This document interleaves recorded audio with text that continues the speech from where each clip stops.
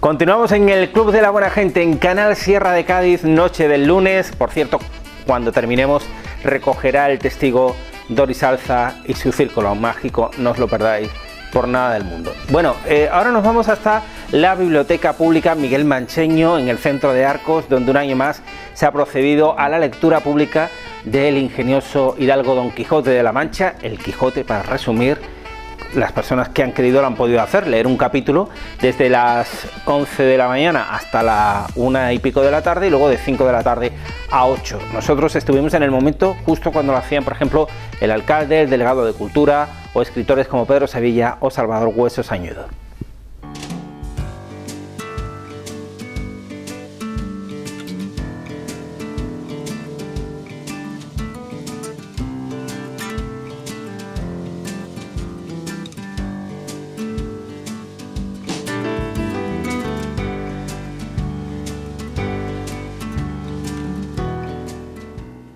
Capítulo 1,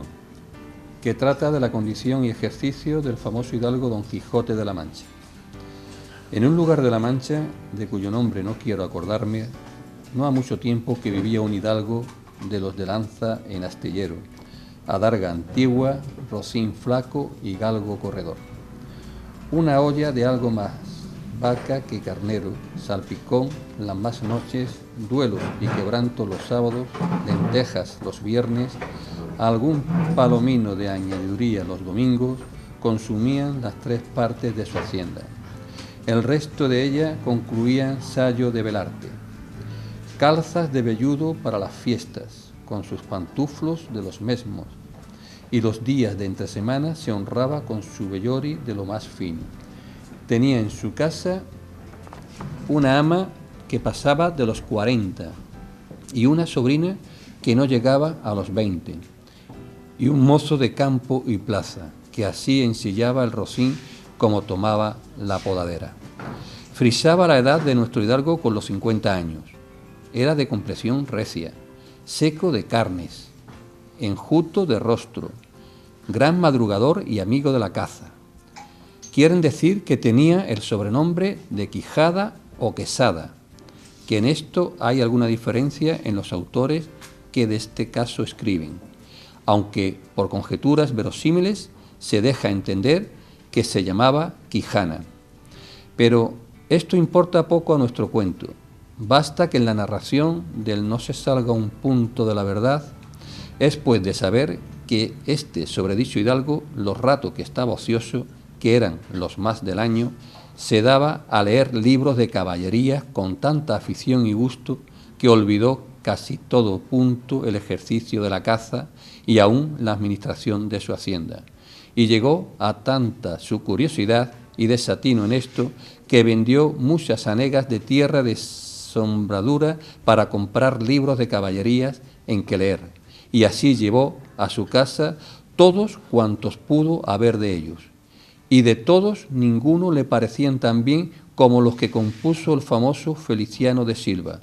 porque la claridad de su prosa y aquellas intricadas razones suyas le parecían de perlas,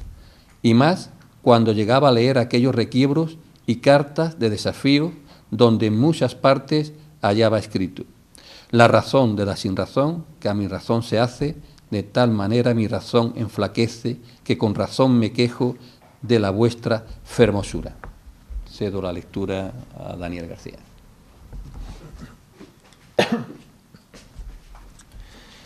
Y también cuando leía los altos cielos que de nuestra divinidad divinamente con las estrellas os fortifican y os hacen mecedoras de merecimiento que merece la vuestra grandeza. Con estas razones perdía el pobre caballero el juicio y desvelase por entenderlas y desentrañarles el sentido, que no se le sacara ni las entendiera el mismo Aristóteles, si resucitara para solo ello. No estaba muy bien con las heridas que don Belianis daba y recibía, porque se imaginaba que, por grandes maestros que lo hubiesen curado, no dejaría de tener el rostro y todo el cuerpo lleno de cicatrices y señales. Pero con todo, alababa en su autor aquel acabar su libro con la promesa de aquella inacabable aventura, y muchas veces le vino deseo de tomar la pluma y dalle fin al pie de la letra como allí se promete, y sin duda alguna lo hiciera, y aún saliera con ello, sin otros mayores y continuos pensamientos no se lo estorbaran. Tuvo muchas veces competencia en el cura de su lugar, que era hombre docto, graduado en Sigüenza, sobre cual había sido mejor caballero, Palmerín de Inglaterra o Amadís de Gaula, mas maese Nicolás, barbero del mesmo pueblo, decía que ninguno llevaba al caballero del Febo, y que si alguno se le podía comparar con don Galaor, hermano de Amadís de Gaula, porque tenía muy acomodada condición para todo, que no era caballero melindroso, ni tan llorón como su hermano, y que a lo de la valentía no le iba en zaga. En resolución,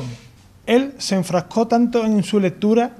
que se le pasaban las noches leyendo de claro en claro, y los días de turbio en turbio, y así, del poco dormir y del mucho leer, se le secó el cerebro de manera que vino a perder el juicio.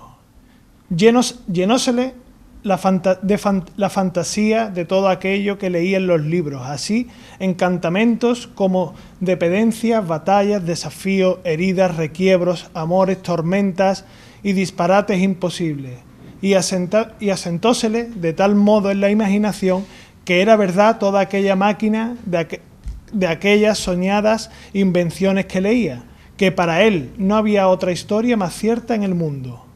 Decía él que el Cid Ruy Díaz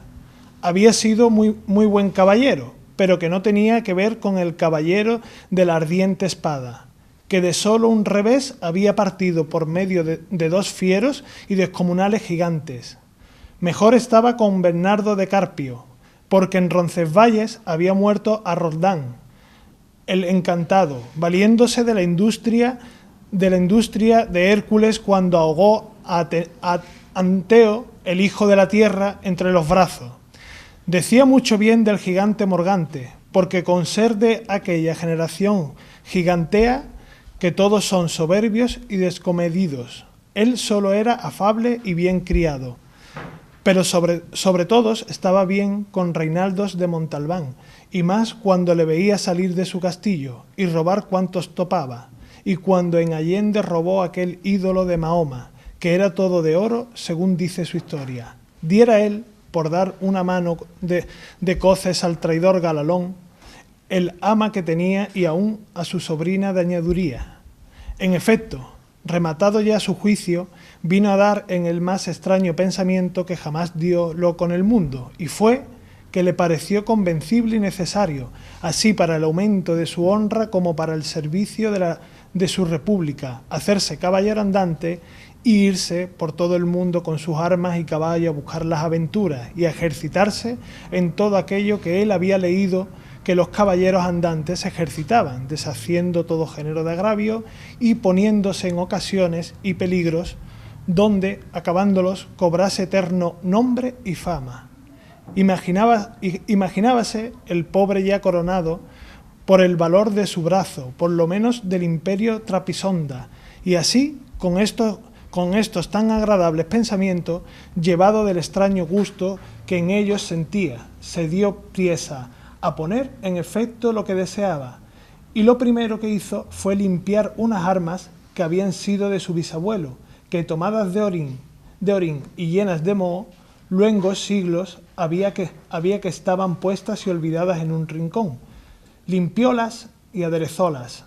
lo mejor que pudo, pero vio que tenían una gran falta, y era que no tenían celada de encaje, sino morrión simple. Mas a esto suplió su industria, porque de cartones hizo un modo de media celada, que encajada con el morrión, hacían una apariencia de celada entera. Es verdad que para probar si era fuerte y podía estar al riesgo de una cuchillada, sacó su espada y le dio dos golpes,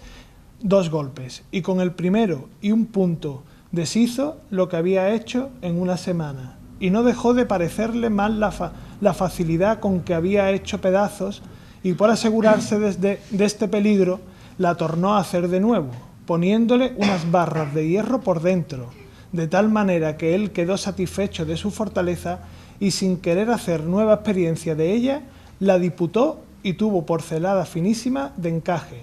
Fue luego a ver su rocín, y aunque tenía más cuartos que un real y más tachas que el caballo de Gonela, que tantum pelis et ossa fuit, le pareció que ni el bucéfalo de Alejandro ni Babieca el del Cid con el que se igualaban. 4 días se le pasaron en imaginar qué nombre le pondría, porque, según se decía él a sí mismo, no era razón que caballo de caballero tan famoso y tan bueno él por sí estuviese sin nombre conocido, y ansí procuraba acordándosele de manera que declarase quién había sido antes que fuese de caballero andante, y lo que era entonces, pues estaba puesto en razón que mundano su señor estado, mudase él también el nombre y le cobrase famoso y destruendo, como convenía a la nueva orden y al nuevo ejercicio que ella profesaba, y así, después de muchos nombres que formó, borró y quitó, añadió, deshizo y tornó a hacer en su memoria e imaginación, al fin le vino a llamar Rocinante, nombre a su parecer alto, sonoro y significativo de lo que había sido cuando fue Rocín, antes de lo que ahora era, que era antes y primero de todos los rocines del mundo. Puesto nombre y tan a su gusto a su caballo, quiso ponérsele a sí mismo, y en este pensamiento duró otros 8 días, y al cabo se vino a llamar Don Quijote, de donde, como queda dicho, tomaron ocasión los autores de esta tan verdadera historia, que sin duda se debía de llamar Quijada y no Quesada, como otros quisieron decir, pero acordándose que el valeroso Amadís no sólo se había contentado con llamarse Amadís a secas, sino que añadió el nombre de su reino y patria por hacerla famosa, y se llamó Amadís de Gaula. Así quiso, como buen caballero, añadir al suyo el nombre de la suya, y llamarse Don Quijote de la Mancha, con que a su parecer declaraba muy vivo su linaje y patria, y la honraba con tomar el sobrenombre de la. Limpias pues sus armas, hecho de morrión celada, puesto nombre a su rocín, y confirmándose a sí mismo, se dio a entender que no le faltaba otra cosa sino buscar una dama de quien enamorarse, porque el caballero andante sin amores era árbol sin hojas y sin fruto, y cuerpo sin alma. Decíase él, si yo, por malos de mis pecados, o por mi buena suerte, me encuentro por ahí con algún gigante, como de ordinario le acontece a los caballeros andantes, y le derribo de un encuentro, o le parto por mitad el cuerpo, o finalmente le venzo y le rindo, ¿no será bien tener a quien enviarle presentado y que entre y se hinque de rodilla ante mi dulce señora y diga con voz humilde y remido, yo, señora, soy el gigante Caraculiambro, señor de la ínsula Malindrania, a quien venció en singular batalla el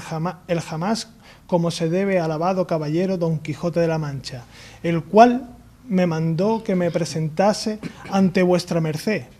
para que la vuestra grandeza disponga de mí a su talante. Oh, cómo se holgó nuestro buen caballero cuando hubo hecho este discurso, y más cuando halló a quien dar nombre de su dama, y fue a lo que se cree, que en un lugar cerca del suyo había una moza labradora de buen parecer, de quien él un tiempo anduvo enamorado, aunque según se entiende, ella jamás lo supo ni se dio cata de ello. Llamábase Aldonza Lorenzo, y a ésta le pareció ser darle título de señora de sus pensamientos, y buscándole nombre que no desdijese mucho del suyo, y que tirase y se encaminase al de princesa y gran señora, vino a llamarla Dulcinea del Toboso, porque era natural del Toboso, nombre a su parecer músico y peregrino, y significativo, como todos los demás que a él y a sus cosas había puesto. Te dejo la palabra a Pedro Acevedo. Bueno, buenos días. En primer lugar, agradecer que nuestro alcalde y nuestro delegado de Cultura hayan abierto este acto con la lectura del primer capítulo del Quijote. lo cual demuestra su compromiso con la cultura en general y concretamente con la lectura y con la lectura de esta obra inmortal de nuestra literatura española que es el Quijote. Es una hora temprana aún y me gustaría animar a los vecinos a que acudieran en el horario establecido, que es desde ahora hasta la 1 de la tarde y luego desde las 5 a las 8, que acudieran a nuestra biblioteca municipal a leer algún capítulo, algún trozo de algún capítulo o simplemente a presenciar la lectura. Y siguiendo con la lectura, le vamos a dar paso al escritor Salvador Hueso Sañudo, porque aparte de la lectura de uno de los capítulos, él ha preparado un breve texto donde hace un resumen de lo que es esta obra inmortal, como decía antes, de Don Quijote de la Mancha. Así que va a empezar la lectura de uno de los capítulos, como digo, el escritor Salvador Hueso. Con la venia, señor alcalde, respetable audiencia. Bendito sea Dios Todopoderoso por la contemporaneidad de estos alcaldes constitucionalistas que su siempre presencia física o delegada en cuantos actos culturales tienen lugar en nuestro querido Arco. ¡Viva la cultura! Haciendo uso de las facultades que me confiere el vigente ordenamiento jurídico de nuestro Estado español, de cuyo gobierno su representante tutela este evento, y una vez obtenida su licencia y antes de dar comienzo a mi espacio de lectura, quisiera referir de viva voz algunos conceptos acerca de la obra de Cervantes, Don Quijote de la Mancha. Digo que con los cambios o correcciones que le hayan podido introducir a lo largo de más de 300 años, como se leerá en esta jornada cultural, era como escribía el príncipe de los ingenios españoles, don Miguel de Cervantes Saavedra, en su obra cumbre de la literatura universal, el ingenioso hidalgo Don Quijote de la Mancha. Tengo ante mí un ejemplar del Quijote de Cervantes, abierto o señalado por el capítulo 42 de la segunda parte, al que voy a intentar de dar lectura en ese castellano antiguo, de difícil pronunciación, no siempre de fácil entendimiento, pero todo, al igual que todos los pasajes de la colosal obra literaria, están impregnados por un indescriptible embrujo literario. No es el Quijote, ni muchísimo menos, una novela en la que se recapitulen las extrañas aventuras de un hipotético ser que del mucho leer libros de caballería y el poco dormir pierde el juicio y se vuelve loco. No, ni muchísimo menos. El Quijote es, sin duda, respetable audiencia, la mejor obra de la ingeniería literaria en la que se saborea con agradable delectación el habla castellana en boca de más de 600 individuos de distinta condición social que bullen por su texto en unas páginas plagadas de mágico lenguaje. Pero no es solo eso el único mérito del Quijote, sino que además en él se pone de manifiesto los dos pensamientos filosóficos que tanto arraigo han tenido y tienen en la sociedad española, cuáles son idealismo y materialismo. Idealismo encarnado en la figura de su principal protagonista, el ingenioso hidalgo Don Quijote de la Mancha, y materialismo en la de su fiel e intoso escudero Sancho Panza. No quisiera concluir sin resaltar el matiz diferencial respecto a los caracteres de ambos personajes, matiz que es más destacado, más ostensible en la primera parte de la novela, ya que a raíz de su segunda mitad se aprecia como una especie de simbiosis o mezcolanza de caracteres y Don Quijote deja de ser tan extremadamente idealista y Sancho Panza materialista. Es sencillamente el A, E, I, O, U del diario vivir, que para que mejor nos entendamos los que somos de este arco que tanto atrapa, el que se acuesta en el mismo colchón, según el proverbio o refrán, se convierte en la misma condición. Por todo cuanto he pretendido exponer en esta retahíla inconesa con mis pobres y escasos criterios literarios, es por lo que estimo que el autor del Quijote de la Mancha, príncipe de los ingenios españoles, don Miguel de Cervantes Saavedra, es en justicia merecedor a que cada año, el 23 de abril, se le conmemore con el homenaje del Día Internacional del Libro, ya que gracias a su mente prodigiosa y habilidosa mano que supo plasmarlo en escritura, el idioma español, el castellano, para gloria de España y asombro del mundo, se habla, lee y escribe en los más apartados y recónditos lugares de nuestro planeta, la Tierra. Y ahora, siguiendo con la lectura del Quijote al que he aludido, intentaré de dar lectura al capítulo 42 de la segunda parte, que trata de los consejos que dio Don Quijote a Sancho Panza antes que fuese a gobernar la ínsula, con otras cosas bien consideradas. Con el feliz y gracioso suceso de la aventura de la Dolorida, quedaron tan contentos los duques que determinaron pasar con las burlas adelante, viendo al acomodado sujeto que tenían para que le tuviesen por vera, y así, habiendo dado la traza y órdenes que sus criados y sus vasallos habían de guardar con Sancho en el gobierno de la ínsula prometida, otro día, que fue el que sucedió al vuelo de Clavileño, dijo al duque a Sancho que se adileñase y compusiese para ir a ser gobernador, que ya sus insulanos le estaban esperando como el agua de mayo. Sancho se humilló y le dijo: después que bajé del cielo y después que desde su alta cumbre miré a la tierra y la vi tan pequeña, se templó en parte en mí la gana tan grande que tenía de ser gobernador, porque qué grandeza es mandar en un grano de mostaza, o qué dignidad o imperio el gobernar a media docenas de hombres tamaños como avellana, que, a mi parecer, no había más en toda la tierra. Si vuesa señoría fuese servido de darme una tantica parte del cielo, aunque fuese más de media legua, la tomaría con mayor gala que la mejor ínsula del mundo. Mirad, amigo Sancho, respondió el duque, yo no puedo dar parte del cielo a nadie, aunque no sea mayor que una uña, que a solo Dios están reservadas esas mercedes y gracias. Lo que puedo daros doy, que es una ínsula hecha y derecha, redonda, proporcionada y sobremanera fértil y abundosa, donde si vos sabéis dar mañas, podéis con la riqueza de la tierra granjear la del cielo.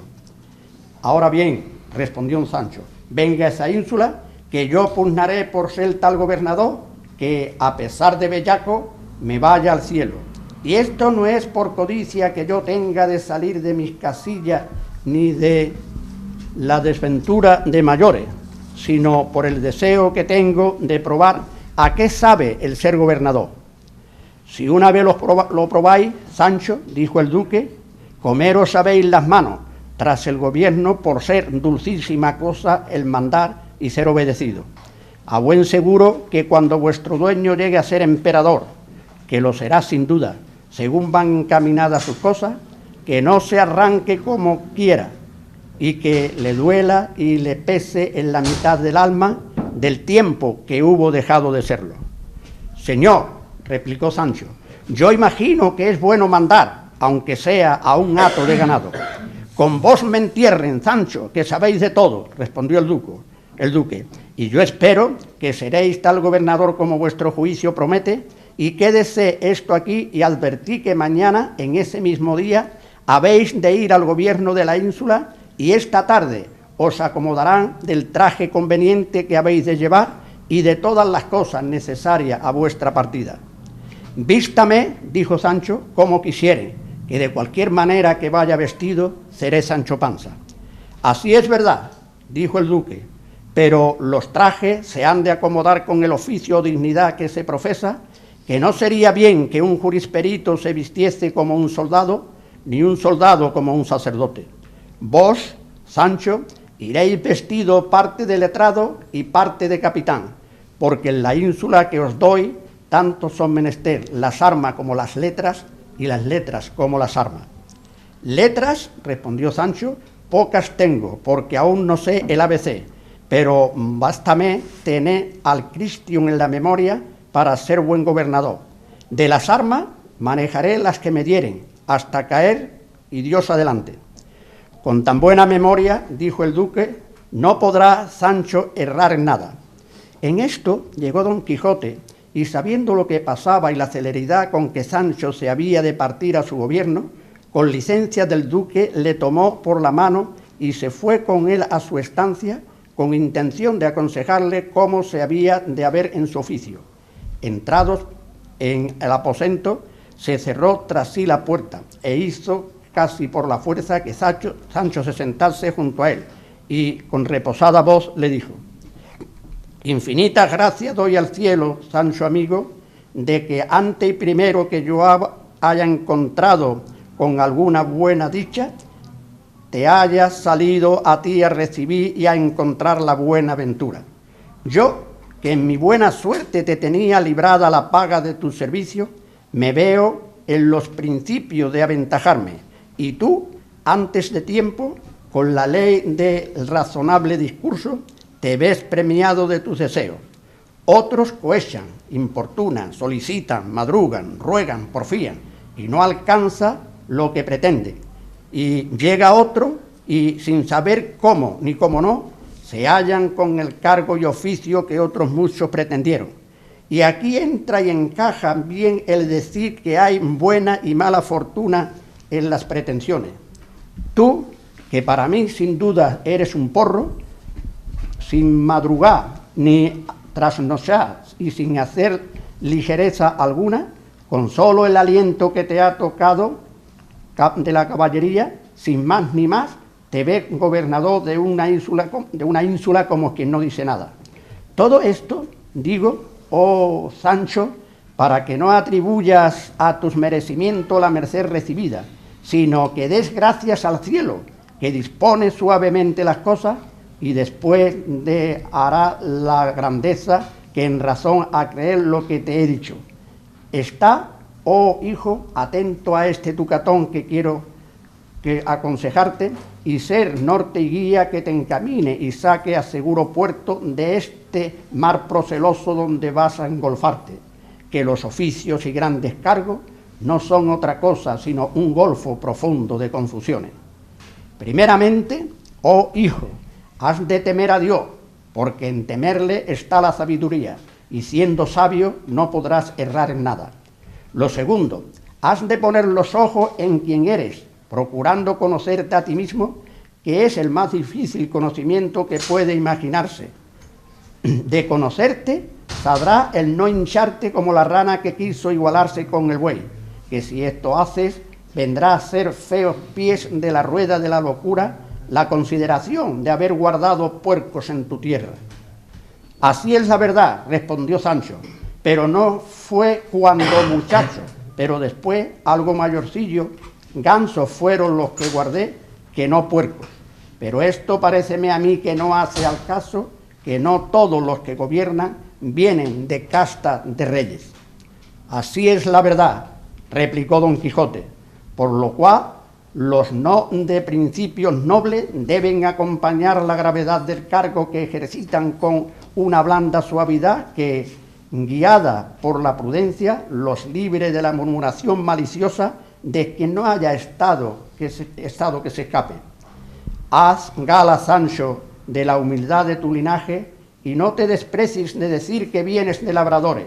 porque viendo que no te corres, ninguno se pondrá a correrte, y préciate más de ser humilde virtuoso que pecador soberbio. Innumerables son aquellos que de baja estirpe nacidos han subido a la suma dignidad pontificia e imperatoria, y de esta verdad te pudiera traer tantos ejemplos que te cansaran. Mira, Sancho, si tomas por medio a la virtud y si te precias de hacer hechos virtuosos, no hay para qué tener envidia a los que los tienen, príncipes y señores, porque la sangre se hereda y la virtud se aquista, y la virtud vale por sí sola lo que la sangre no vale. Siendo esto así como lo es, que si acaso viniere a ver visite cuando esté en tu ínsula alguno de tus parientes, no le deseches ni le afrentes, antes le has de acoger, agasajar y regalar, que con esto satisfarás al cielo, que gusta que nadie se desprecie de lo que él hizo, y corresponderá a lo que debes a la naturaleza bien concertada. Si trajeres a mujer contigo, aunque no es bien que los que asisten a gobierno del mundo tiempo estén en las propias, enséñala, adoctrínala y desbástala de manera natural su rudeza, porque todo lo que suele adquirir un gobernador diestro suele poner en derramar una mujer rústica y tonta. Si acaso enviudase, cosa que puede suceder, y con el cargo mejorase de consorte, no la tomes tal que te sirva de anzuelo y de caña de pescar, y del no quiero de tu capilla, porque en verdad te digo que todo lo que aquello que la mujer del juez recibiere ha de dar cuenta al marido en la residencia universal, donde pagará con el cuarto tanto en la muerte de la partida de que no se hubiere hecho cargo en la vida. Nunca te guíes por la ley del encaje, que suele tener mucha cabida con los ignorantes que presumen de agudos. Hallen en ti más compasión las lágrimas del pobre, pero no más justicia que las informaciones del rico.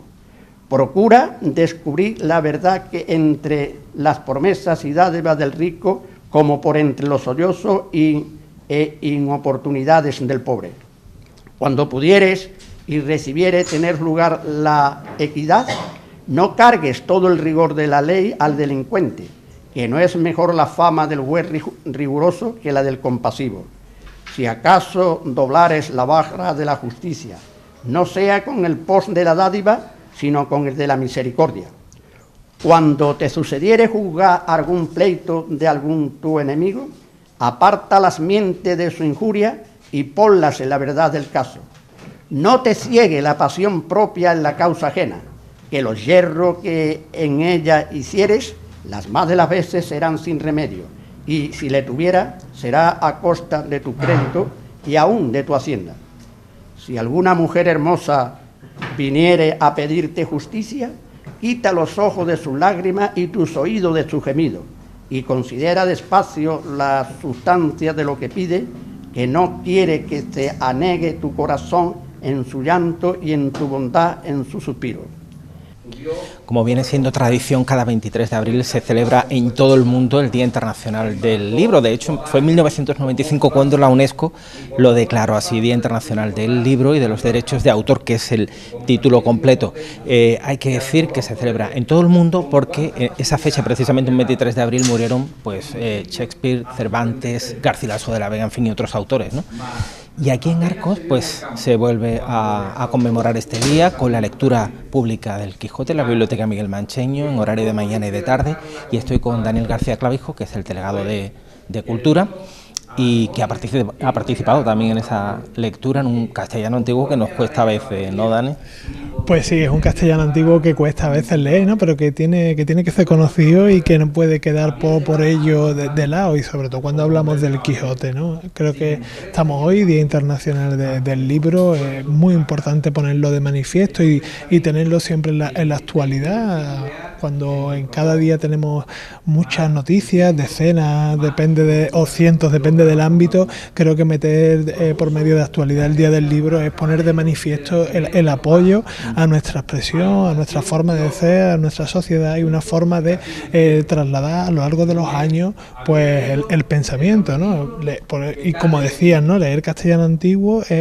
y mantenerlo en los libros a través de este Día Internacional del Libro es hacer que no se pierda. Entonces creo que desde las administraciones públicas es fundamental que apoyemos el Día Internacional del Libro, así como con diferentes actividades durante todo el año, como bien saben, pero creo que es fundamental traerlo a la actualidad, sobre todo de actualidad de las noticias, que de alguna forma también pues se traslade a la sociedad y que no se pierda ese apoyo a la cultura a través de los libros, así como a todas las editoriales y empresas además que lo hacen posible y que a las cuales también hay que marcarle o reflejarles el apoyo. Claro, no se trata solo del fomento de la lectura, sino también de apoyar a la industria editorial, ¿no? En este caso. Otros años han participado alumnado de diferentes colegios. ¿Este año se va a hacer algo en ese sentido? Este año sí, el miércoles 25 de abril tenemos otra actividad. Hoy tenemos la lectura del Quijote abierta, de Don Quijote de la Mancha, abierta para todos los vecinos y vecinas que se quieran pasar en horario de mañana y tarde por aquí por la Biblioteca Municipal. Y el miércoles por la tarde tenemos un encuentro